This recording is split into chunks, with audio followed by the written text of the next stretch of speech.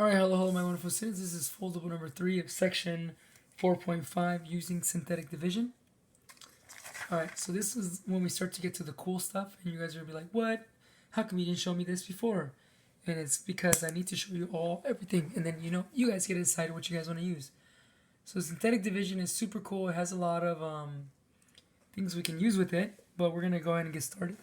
So the first thing we have to do is we have to get our divisor, and we have to solve for 0. So we have, let's do it in red. We have our x plus 2 equals 0. So we're going to subtract 2. X is equal to negative 2. This is the number we're going to use. We're not going to use the positive 2. We're going to use the opposite, which is the negative 2. So we have a negative 2 here. We're going to close it off just so we don't get confused.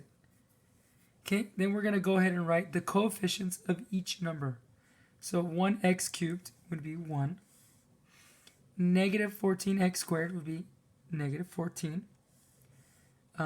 Plus 51 would be plus 51. And minus 54 would be minus 54. Now we're going to go ahead and draw a line here. And we're going to do this synthetic division. So I'm going to do this in blue. So we always start first by breaking down the first coefficient. The first coefficient always comes down.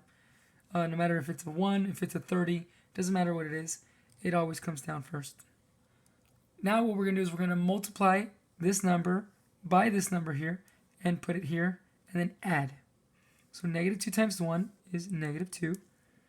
Negative 14 plus negative 2 is negative 16. Excuse me, we're going to continue the same step again. Negative 2 times negative 16 is a positive 32. 32 plus 51 is a positive 8. And the last but not least, negative 2 times 83 is negative 166. And negative 54 plus negative 166 gives us a negative 220. Okay, this is the cool part.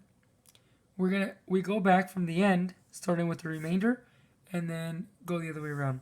So now we know we're gonna have remainder negative 220. If the last number ended up being 0, that means we would not have a remainder. But since we actually got a number, that means we do have a remainder. Once again, if the last number is a 0, then there's no remainder. Okay, then we go backwards in order. So this would be 83 plus minus 16x, and then x squared. So this here is what happens when you divide these two numbers, this by this. All right?